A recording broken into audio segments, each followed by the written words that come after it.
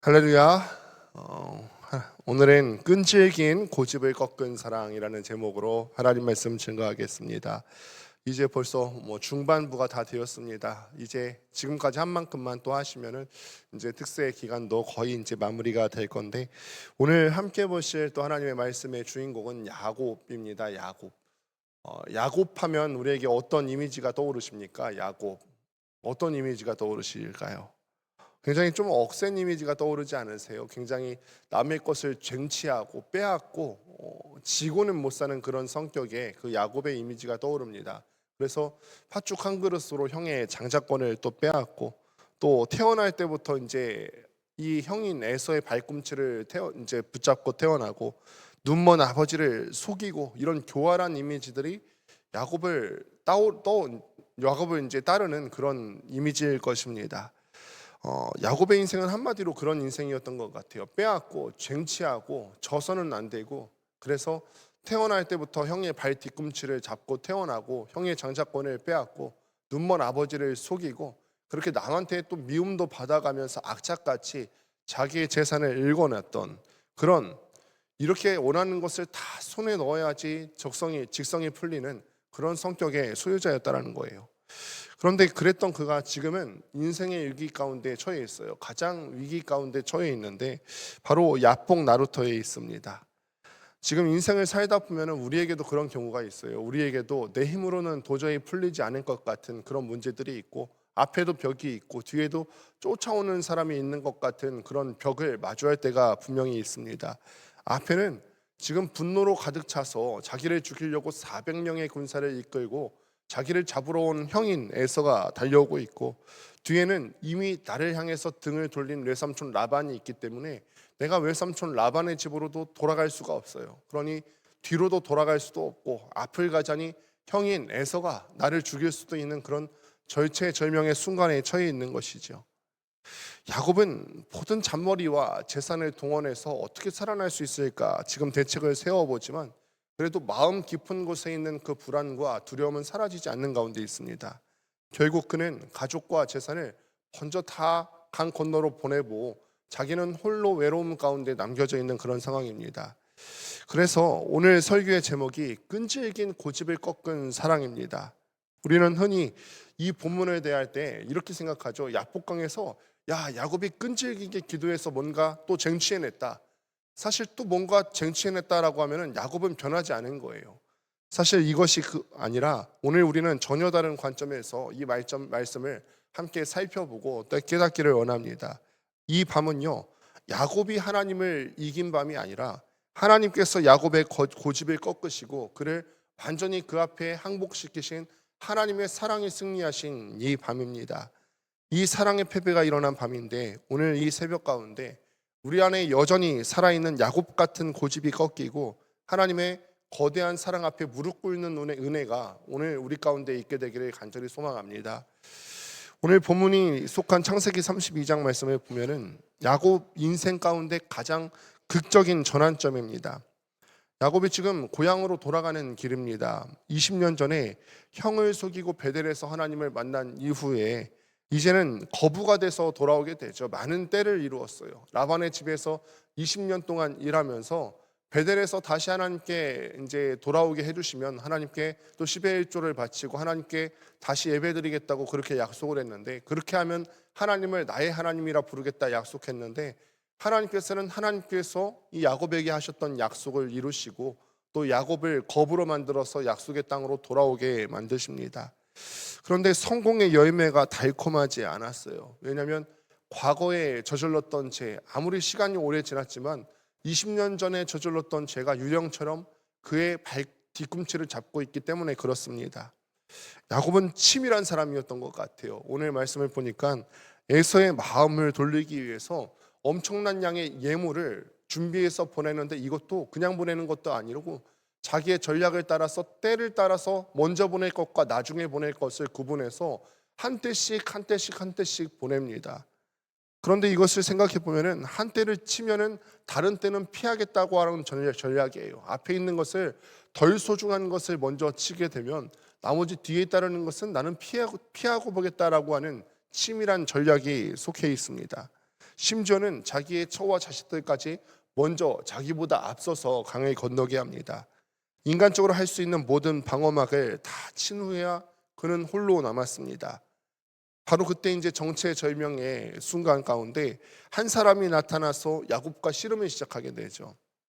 여기서 우리가 함께 보셔야 할 단어가 바로 씨름이라고 하는 단어죠. 씨름이라고 하는 단어가 꽉 껴안다 이런 뜻을 갖고 있어요. 땀과 먼지가 범벅이 된 채 이제 서로의 숨소리가 뒤엉키면서 치열한 씨름을 하고 있습니다. 야곱이 낯선 방문객을 과연 누구로 생각했을까요? 아마 또 자기를 죽이려고 한 그런 자객이라고 생각하진 않았을까? 뭐 여러 가지 생각이 있을 수 있겠습니다. 그래서 그는 죽기 살기로 매달리는 거죠. 여기서 지면 안 되고 지금까지 살아온 대로 그는 그랬어야 됐어요. 자기에게 처한 문제는 자기가 애쓰고 수고하고 노력하고 이기고 굴복시켜야지 직성이 풀리는 그런 성격대로 그는 자기 앞에 오는 그 사람도 자기 힘으로 꺾어보려고 했던 그런 사람입니다. 밤이 새도록 씨름이 이어집니다. 그런데 오늘 말씀을 보니까 이상한 기록을 하나 남기게 되죠. 그 사람이 자기가 야곱을 이기지 못함을 보고 야곱의 허벅지 관절을 쳤더라라고 얘기합니다. 여러분, 근데 전능하신 하나님께서 그 야곱이 아무리 힘이 센다 한들 정말 이기지 못하셨을까요? 하나님께서, 그 전능하신 하나님께서 정말 야곱을 이기지 못하셨을까? 아니라 여기서 야곱을 이기지 못했다라고 하는 말은 야곱의 고집이, 자아가 그만큼 즐겼다라는 뜻이에요. 그래서 환도표가 어긋나기 전까지는 야곱은 결코 자기의 힘을 빼지 않습니다. 내 인생은 내 힘으로 개척해야 되고 내 복은 내가 쟁취해야 된다라고 하는 야곱의 엄청나게 질긴 자아가 여전히 야곱을 꽉 붙잡고 놓아주지 않는 거예요. 심지어는 전능하신 하나님과 씨름을 하면서도 정말 하나님께서 환도뼈를 쳐서 어긋나기 전까지는 힘을 빼지 않는 상태가 야곱의 상태였다라는 것입니다. 그래서 하나님께서는 결국은 야곱의 허벅지 관절, 인간의 힘이 가장 강력하게 실리는 그 근원을 치시게 되고 이제는 야곱은 더 이상 혼자 서 있을 수 없는 상태를 만들어버리고 말았습니다. 걷지도 못하고 도망치지도 못하는 그런 존재가 되어버렸어요. 이 순간 이제 야곱이 깨닫게 되는 거죠. 내가 이 밤새도록 씨름한 이 존재가 누군가, 그리고 내가 지금 다른 사람의 도움이 없이는 혼자 걷지도 못하는 상태가 된 지금 이 사람한테 붙들리지 않고서는 아무것도 할 수 없겠구나. 그래서 이제는 씨름의 상대를 이기려고 하는 것이 아니라 그분께 메어달리기 시작합니다. 나에게 축복해 주지 않고서는 내가 당신을 보낼 수가 없습니다. 이제는 그 사람을 이기려고 하는 상태가 아니라 그 사람에게 붙들려서 축복해 주지 않고서는 내가 당신을 보낼 수가 없겠습니다. 이 고백이 욕심의 발악이 아니라 이제는 당신 없이는 나는 그런 상태가 됐습니다. 당신 없이는 나는 지금 환도뼈가 어긋났기 때문에 한 걸음도 당신 없이는 움직이지도 못하는 그런 상태가 되었습니다 라고 하는 항복 선언이었던 것이죠. 오늘 우리에게도 각자만의 야복 나루터가 있는 줄로 압니다. 우리만의 야복 나루터가 다 있지 않습니까? 어떤 분에게는 이 끊이지 않는 이 씨름의 현장이 우리에게 경제적인 문제일 수도 있겠고, 아무리 해도 해결되지 않는 그런 건강의 문제일 수도 있겠고, 아니면 관계의 문제일 수도 있겠고, 여러 가지 해결되지 않는 문제들과 씨름하고 있는 야복 나루터가 우리에게도 다 있습니다. 어떻게든 우리는 그 밤새 씨름하면서 이 문제들을 좀 극복해 보려고 애쓰고 수고하고 노력해 보지만 우리가 결판을 내지 못하고 있는 씨름의 현장들이 있습니다. 내 지혜와 방법으로 이 상황을 역전시켜 보려고 애를 쓰는데 때로는 하나님께 때를 쓰면서 내가 원하는 대답 좀 내어놓으시라고 하나님 앞에 때를 쓰면서 우리가 이겨보려고 그렇게 하기도 합니다. 그런데 하나님께서 우리 인생에 찾아와서 우리한테 씨름을 거시는 이유가 무엇일까? 과연 한번 생각해 보시기를 바랍니다. 우리를 괴롭히기 위해서 그러실까요? 우리에게 이렇게 문제들을 주시고 이렇게 씨름을 거시는 이유가, 우리에게 야복나루터를 주시는 이유가 우리를 괴롭히기 위해서일까?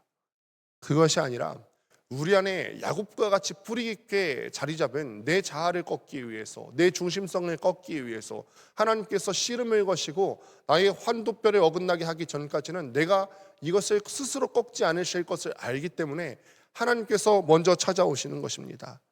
에녹은 그랬죠. 하나님과 동행하면서 하나님의 보폭에 자기의 보폭을 맞출 수 있는 사람이었어요. 그런데 야곱은 그의 인생 가운데 정반대의 길을 걸었던 사람입니다. 하나님의 보폭에 자기의 보폭을 맞추는 것이 아니라 내 보폭에 하나님의 보폭을 맞추기를 원했던 그런 사람이었던 거예요. 다 자기가 원했던 대로 장치하고 싸워내고 승리해서 얻어내려고 했던 그런 사람입니다. 하나님께서는 그랬던 거죠. 그런 야곱의 환도뼈를 쳐서라도 그를 하나님과 동행하는 사람으로 만들고 싶어 하셨어요. 우리가 지금 무엇을 의지하며 걷고 계십니까? 지금 여러분들 의지하고 계시는 게 무엇일까요? 우리의 건강일까요? 그나마 조금 있는 건강을 의지하십니까? 아니면 우리에게 조금 그나마 있는 물질을, 남아있는 물질을 의지하십니까? 아니면 나에게 있는 인맥이나 다른 세상적인 것들을 의지하고 계십니까? 하나님께서는 때때로 우리가 가장 의지하고 붙들고 있는 나의 허벅지 힘줄을 치실 때가 있습니다. 이것을 우리는 실패라고 부르고 절망이라고 세상 사람들은 부르지만 영적인 눈으로 이것을 보면 축복의 시작입니다. 내가 이걸 의지하고 있는 것들이 꺾여야 내가 이것들을 의지하지 않고 하나님께 나아갈 수 있기 때문에 그렇죠.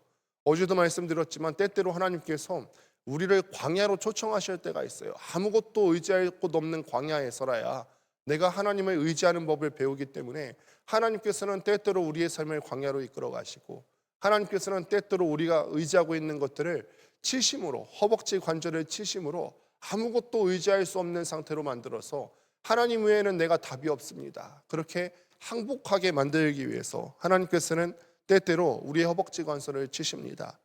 내가 똑바로 서 있을 때는 하나님을 업을 수가 없지만 내가 쓰러져야 비로소 하나님께서 나를 업고 가실 수 있기 때문에 그렇습니다.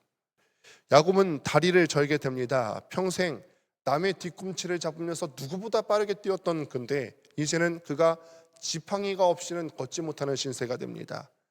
그런데 성경은 그가 분회를 지날 때 해가 동텄더라 이렇게 기록을 합니다. 해가 떴다고 기록합니다. 육신의 다리는 무너졌지만 영적인 눈이 떠진 것입니다. 이제 야곱은 에서가 두렵지 않습니다. 영적인 눈이 뜨여지고 나니까 더 이상 에서가 두려운 마음이 없어져요. 나를 치신 그분이 나를 사랑하고 계신다라는 것을 깨달은 지금 야곱에게는 더 이상 두려운 것이 없습니다. 오늘 28절의 말씀을 다시 한번 보시게 되니까 네 이름을 다시는 야곱이라 부를 것이 아니오 이스라엘이라 부를 것이니 이는 네가 하나님과 및 사람들과 겨루어 이겼음이니라. 하나님께서는 야곱의 이름을 이스라엘이라고 부르십니다. 이스라엘의 뜻은 하나님과 겨루어 이겼다라고 하는 뜻이에요. 그런데 정말 야곱이 하나님과 겨루어 이긴 거 맞습니까? 야곱이 하나님을 이긴 거 맞습니까?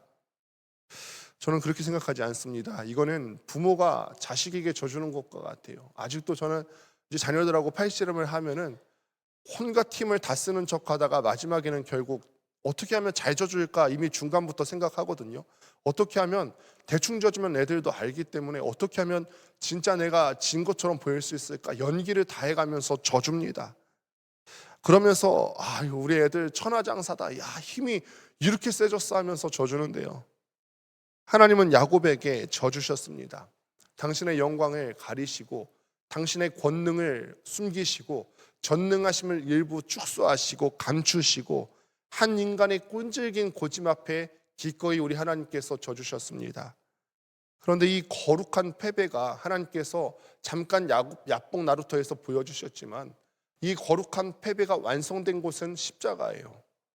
우리 주 예수 그리스도를 한번 보시길 바랍니다. 주님께서는 온 우주의 통치자이시고 성부 하나님께서 천지를 창조하실 때 성자 예수님께서도 그곳에 함께 계셔서 우리의 형상을 따라서 인간도 만드시고 온 천지 만물을 창조하실 때 계셨던 창조주 하나님이십니다.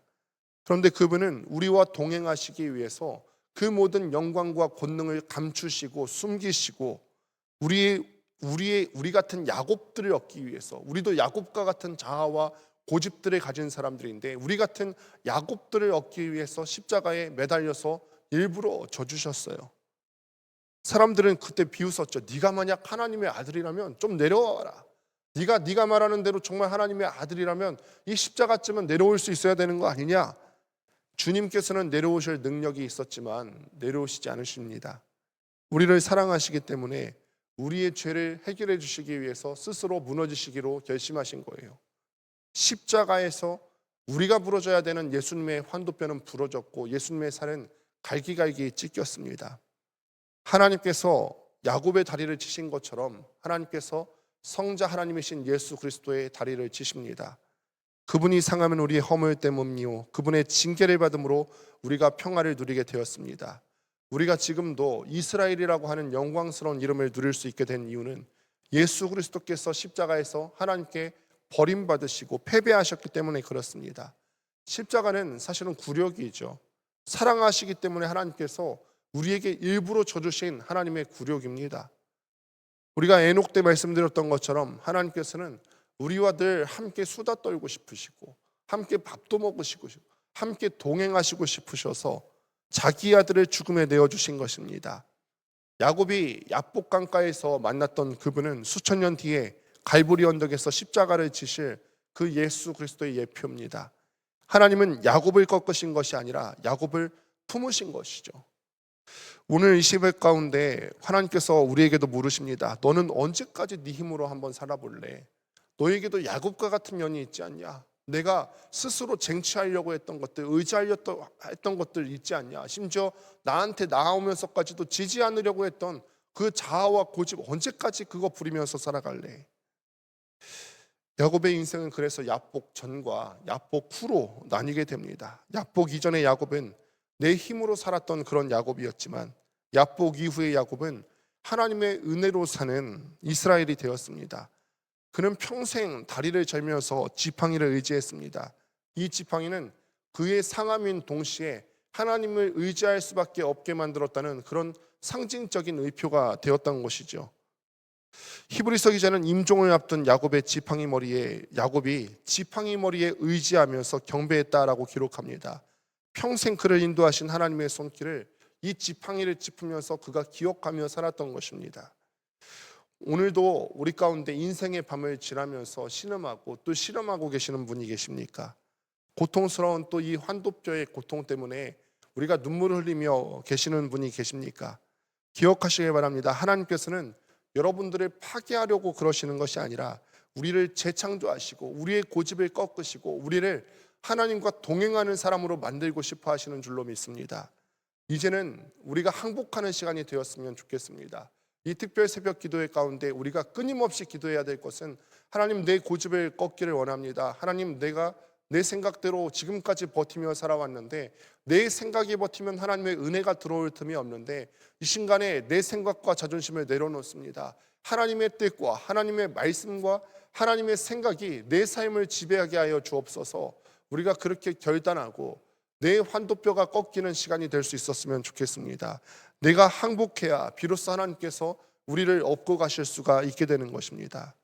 오늘 우리의 삶의 현장에서 다리를 저는 야곱의 심정으로 오늘 하나님과 동행하며 살아갈 수 있게 되길 바랍니다.